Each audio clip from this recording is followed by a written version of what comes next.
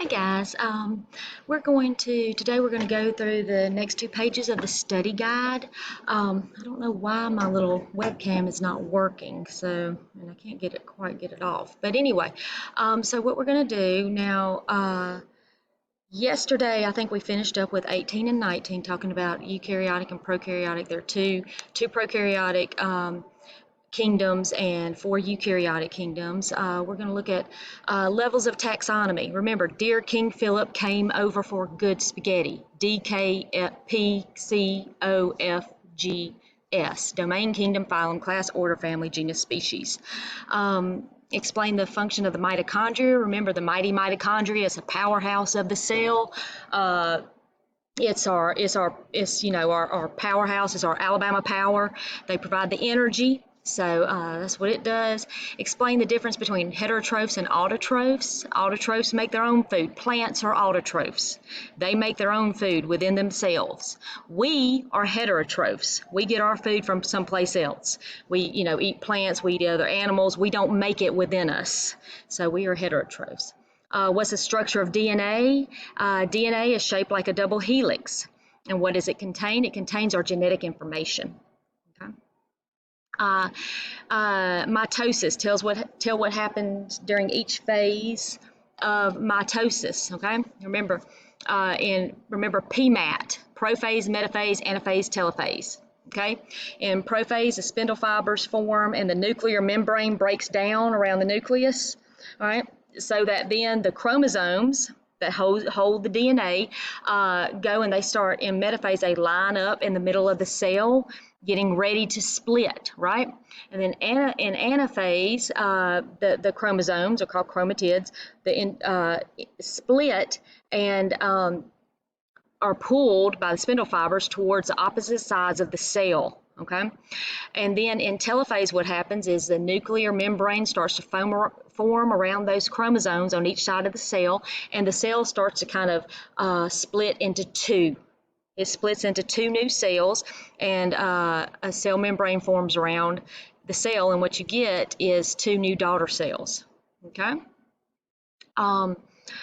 Describe the kingdom Animalia and kingdom Plantae. Okay, the animal kingdom is multicellular, eukaryotic, heterotrophic. It has to find food. Animals have to find food from someplace else. They don't make it within themselves. They reproduce sexually, and their cells have no cell wall. Remember, just cell membrane. In the plant kingdom, they're multicellular, eukaryotic, they're autotrophic. Plants make their own food. Plants can reproduce sexually and asexually, and their cells have a cell wall. Okay? What are the purposes of mitosis and meiosis? Well, meiosis produces sex cells, just egg cells. That's all it does. Mitosis does everything else. It helps cells grow, they develop, they produce new, like body cells. Mitosis is what makes your skin cells, your brain cells, all that. It replaces old or damaged cells. Okay. How many daughter cells do mitosis and meiosis end with? Well, in mitosis, you've got two brand new cells, two new daughter cells. In meiosis, because it has it goes through double the stages, I guess. You end up with four new daughter cells. Okay. The stages of meiosis, remember, PMAT twice. Prophase 1, metaphase 1, anaphase 1, telophase 1, and then you do it all over again. Prophase 2, metaphase 2, anaphase 2, telophase 2. So that was why you end up with four. Because at the end of telophase 1, you've got two new cells, and then at the end of telophase 2, those two new cells become four new cells. Okay? Genotype are two alleles that control an organism's phenotype. Remember, think of phenotype, physical, what you see. It's going to be the blue eyes or the brown eyes, okay? The genotype is the genes, the alleles that determine if it's going to be blue eyes or brown eyes, okay? Why is Gregor Mendel important? What's his nickname? Well, he's important. Remember, he's the one that did the monk that did all the studies with the pea plants, all the experiments with pea plants, okay? And he really did a lot for the study of heredity, of genetics, okay? And he's known as a father of genetics. Explain the purpose of glycolysis and cellular respiration, all about helping, both of them are all about helping breaking down sugars and food into usable energy. Okay, glycolysis happens in the cytoplasm. It takes a glucose and breaks it down into smaller molecules that can then be used in cellular respiration cellular respiration breaks them down even further and converts those molecules into energy that your cell can use. Okay. The definition of traits, characteristics that are inherited. Define heterozygous, homozygous. Think of homo, the same, two alleles that are the same. Homozygous is the same, like big R, big R. Those are they're two genotypes that are the same, or little r. Those are two that are the same. Heterozygous, hetero is different. Okay, two alleles are different. You're going to have a big R, a little r. You're going to have one dominant, one recessive. Okay. What is a Punnett square? It's a model that is used to show the probability of all possible genotypes and phenotypes. Okay, we do Punnett squares. Remember, I love Punnett squares. Heredity is a passing of traits that's supposed to be from parent to offspring. I see a typo.